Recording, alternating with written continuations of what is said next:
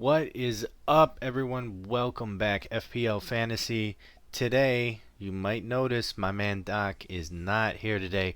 He's on a little business flight, getting ready to get back to work after the holiday season that we had going on here. So, you're stuck with your favorite American and also your least favorite American. I cover both of those aspects for you. So I'm going to run through a couple things today. First off, we're going to talk about the upcoming doubles, really 19 and 20, because 21 and on is a little too far to really speculate, and we don't have solid answers on what those doubles are going to look like. Then we're going to talk about a couple differential players that I want to shout out to everyone and see what everybody thinks. Maybe they'll help you get into your team. Maybe there's somebody that you haven't been thinking about before. And then a quick talk into captaincy for game week 19. After that, I'll mention what Doc has on his plate for trying to look into game week 19, and then we'll run through my team real quick. And that's the episode. We're going to wrap everything up. So, we might as well get into it. Let's go. Let's talk about doubles. So, game week 19, game week 20. A lot of doubles. A lot of people are putting their money on these doubles. Honestly, for me, I don't see a lot of validity in the doubles. I mean, there's not a lot of great fixtures, I would say. And if you look at the teams that have doubles, especially for 19, you're not really looking at anything that jumps out at you like, ooh, I need to grab those players. So, looking at the teams that have doubles, right? You have like Chelsea and Fulham are the two that you're really looking at. So Chelsea just today gave up a goal against Nottingham Forest. Their defense looked horrible. For my interpretation of what Chelsea is doing this season, their defense has just always looked horrible, really. They do not look like a good defensive asset. We bring in people like James for their attacking returns, not really for their defensive prowess. And I actually put something out on Twitter that said Chelsea doesn't have a defense, they have Kepa. And that's very similar to my good old Spurs, which let's not talk about the Spurs game today as I'm recording this on Sunday. But the Spurs also don't have a defense. They have Lloris. That's it. So you look at Chelsea's fixtures. They have Man City. Going to be a tough one. Probably going to get beat there. And then they have Fulham, who not necessarily a super tough team at all times, but they do have Mitrovic. They do have Andreas Pereira, who do have a lot of attacking prowess that contributes to Fulham's wins. So I don't see a clean sheet really coming for Chelsea. So defensive assets, you're probably not going to get it. If you have Kepa, I think you keep Kepa definitely. First off, why make a goalkeeper transfer? Because it's kind of a waste for the most part, unless your goalkeeper's injured and you don't have an actual playing backup.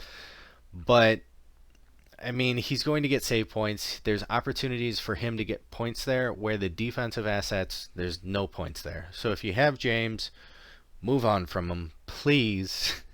If you have Cucurella or you're looking at getting Cucurella, probably don't anticipate a ton of points coming in, even though it's a double. I know I said the unholy thing. I said in a double you're not going to get points. But we've seen this time and time again where double game weeks don't necessarily correlate to you're smashing it. You're going to get 1,000,000 points. Double game weeks mean you have a better opportunity to get points than single game week players, but it does not mean you're actually going to be guaranteed more points than a single game week player.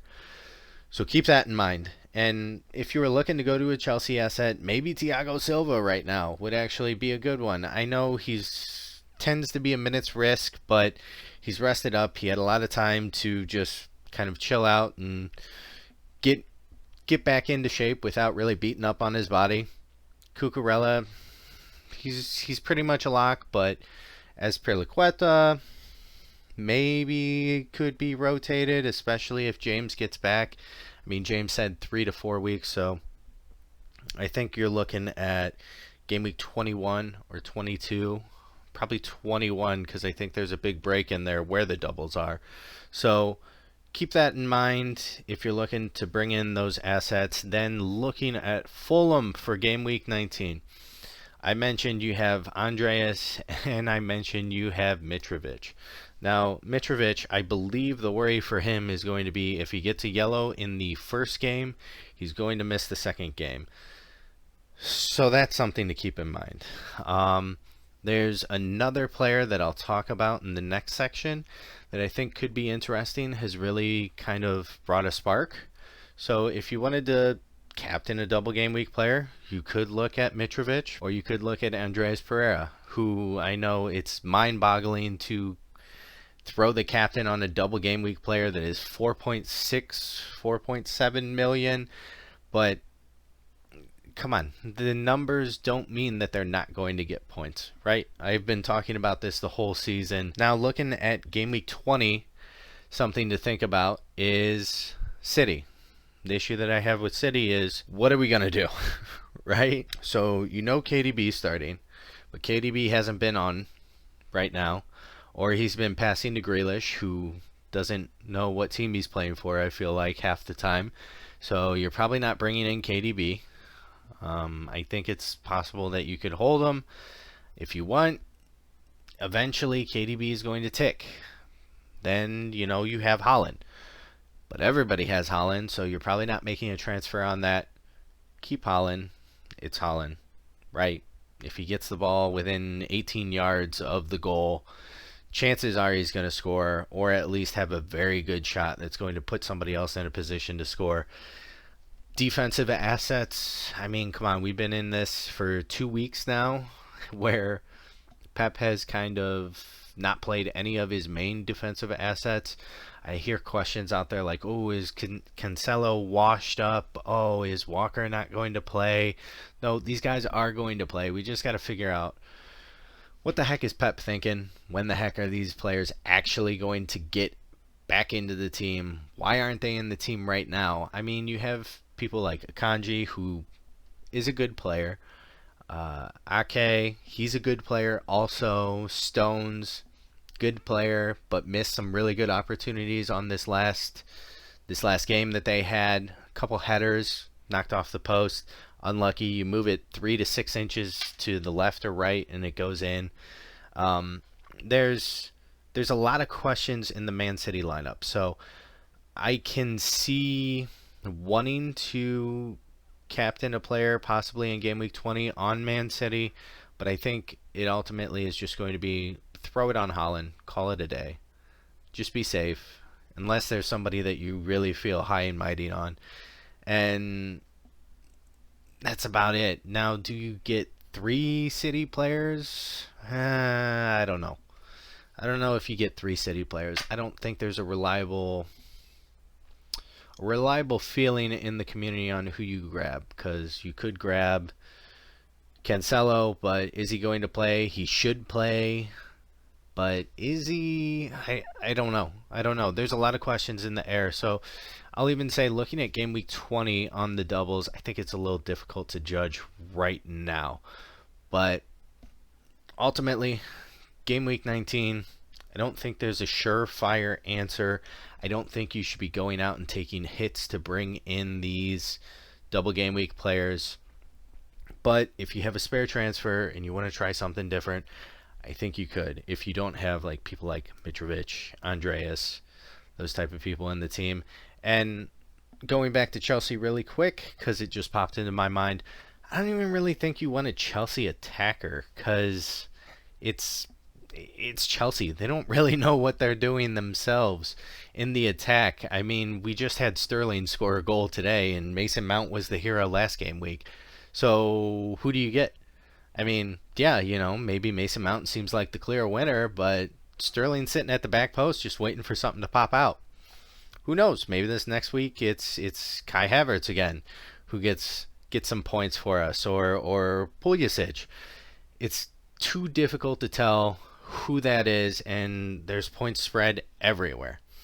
And the other thing that you can think about, if you're looking to bring in a second or third, I don't know really, Man City asset is Mahrez. He seems to be doing pretty well. I think he's got 2 assists in the last 2 game weeks, so he's at least sending the ball in and putting it in a good area of opportunity. So think about that.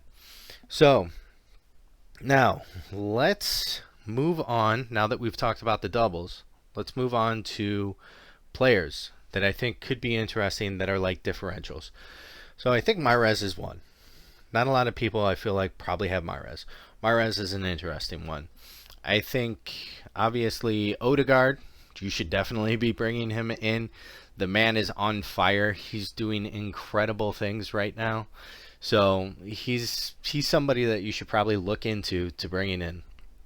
On top of that, I think Tete from Fulham. He's been extremely energetic, getting into good spaces, playing good balls into the attacking line. I think he's something that if you want that mega differential, look at him. You could go into him for game week 19. Somebody that if I had more transfers, I'd maybe try and find a way to get him in there. Let's see, if you're looking for like a Brighton player, I think it's Mitoma is a good player. He really got into a lot of very, very attacking and high threat positions in this Brighton game. I think more so than our traditional assets that we look at. So he might be somebody. I think Brighton has a double unconfirmed or confirmed in 21. So that's somebody to think. Maybe you could bring in, not necessarily this week, but bring in next week to kind of set up for a Brighton double. That would be interesting. Imagine if he goes off, an absolute killer. He could have went off this game week. So we'll keep an eye on him. That's somebody that I want to look into. Then with Tony being injured, it looked like a knee ligament that was kind of swelling when he was on the stretcher. Now, I'm not a doctor. I'm not sitting there talking to him trying to figure out what it is. Maybe more information will come out by the time I get this video uploaded. But my good old shout out, bad man Brian Mbuemo. He's somebody that you could definitely look into because I feel like when Tony isn't there, it typically falls on like Wisa or Mbuemo. One of those two really steps up and tries to carry the team. Now, they're not crushing it like Tony has been. They're not going to end up getting, 90 points in X amount of games. But I think he is a very viable option to look at if you wanted to bring it in. Now, I know we have managers that are like, you're absolutely crazy. What are you talking about? They play Liverpool next. I think Liverpool could possibly be viable on the defensive side with Tony not being in Brentford, but I ultimately do not think that they are going to keep it clean. It might come back to bite me, but I don't think they're going to keep it clean because we've seen that Liverpool defense. And yes, Trent came out and said, hey, I'm trying to do better. I understand I wasn't top notch on the defensive side of things, but I'm working my butt off. I'm trying to do what the team needs. I get it, but you're not going to change it overnight. And especially what we saw with Liverpool this game week, there's no way they're changing it overnight. So you could look at some of those attacking assets that are going to be key pieces over there at Brentford. Once again, 4 differentials. I am not saying these need to be your first on the team sheet players. Don't take it as that. Differentials that you want to have. And then one more, the game that we just watched. Well, I just watched. So the Nottingham Forest game. Gibbs White. What a player. Like, honestly, what a freaking player, everyone. I think Gibbs White could be the thing that is kind of the key in that Nottingham lineup there. He really kind of broke down the Chelsea line and created opportunities and runs in and out of the Chelsea line that led to Serge Aurier having his goal. So maybe look at Gibbs White. Once again, another player that I'm feeling pretty high on right now, where if I had an extra transfer, maybe I would try and find a way to get Gibbs White in. So those are the players, your differentials, that I think could really pay off for you in the next X amount of time. Now, going into the captaincy, Mitrovic, yes, could be a good one. I think Haaland's going to be the one that you probably end up throwing the captaincy on. They play Chelsea. As I had mentioned, Chelsea's defense looks pretty awful. I don't think there's really anything else out there that feels great. If you want to go crazy, you could go Andreas. I'm sure there'll be people with Mount and Kai having the captain's armband on them, but I feel a lot more confident about Haaland, and it could be a big play if Haaland goes off and everybody else does kind of like I expect, where maybe they get one goal and that's it in a double, or a goal and an assist, and then Haaland does Haaland things, right? He's coming back from Haaland Day. So that's where I'm thinking with captaincy. Feel free to agree or disagree with me down in the comments, but we got to watch the week play out, and we'll see what happens there. Now, going into the teams that both me and Doc have, I don't have Doc's exact team up on the screen or available for me to put up on the screen. So I asked Doc, hey, what are you looking at for transfers? So really what he's looking to do right now, let me look over at my little whiteboard here, is Martial to Mitrovic. And I feel like a lot of people are picking up Mitro. I think it's a good transfer. I think it's a smart transfer. I think it's a template transfer.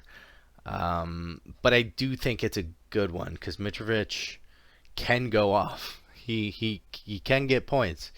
He has Leicester and then Chelsea. It's viable. I like it a lot.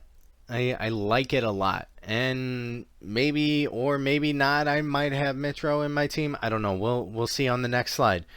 He was also thinking about moving on James, and I think this is viable to mention. So he has James, I think, second or third on his bench.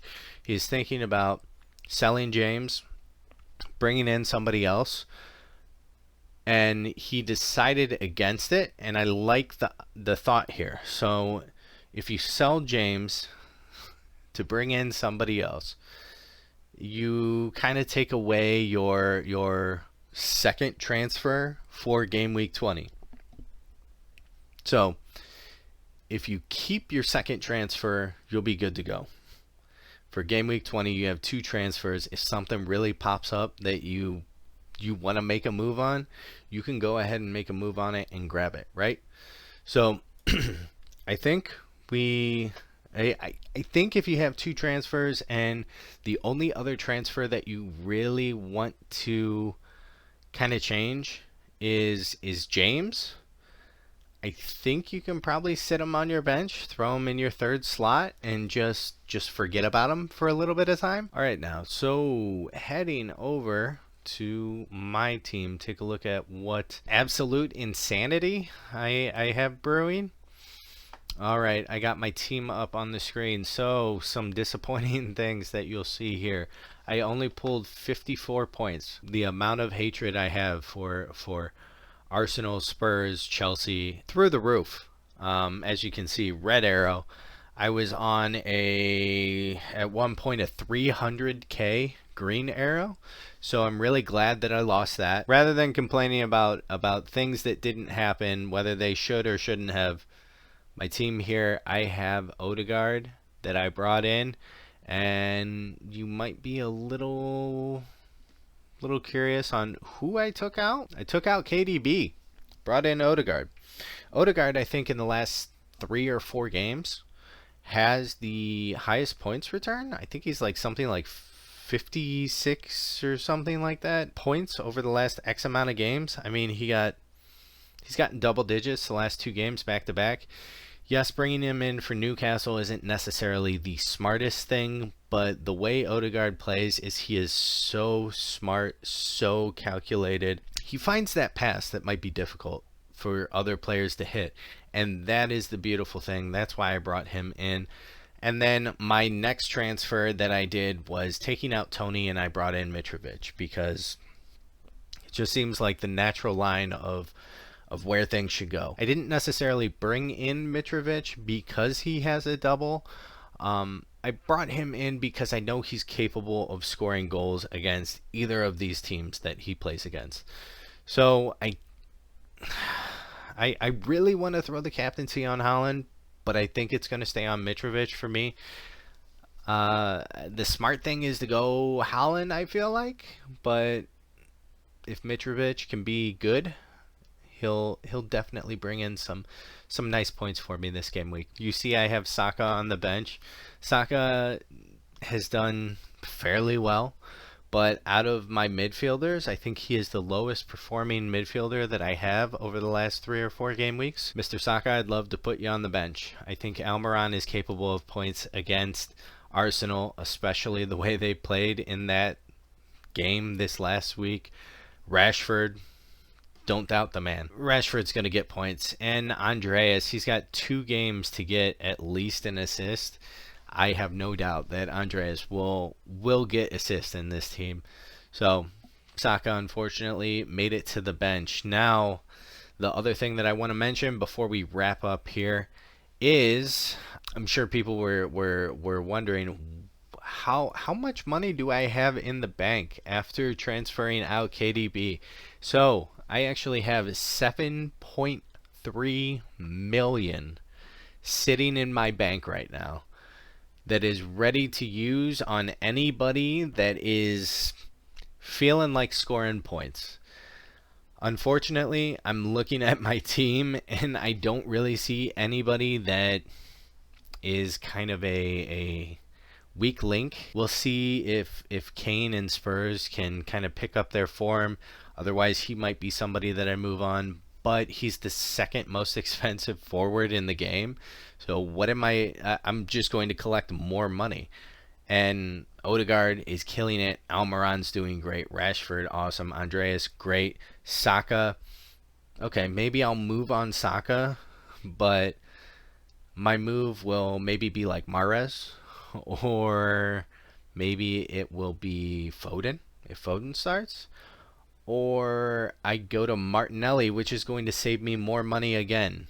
This is the great but the complicated thing about this season is there are so many well-performing cheap players in the game that it is so difficult to actually spend the money for me.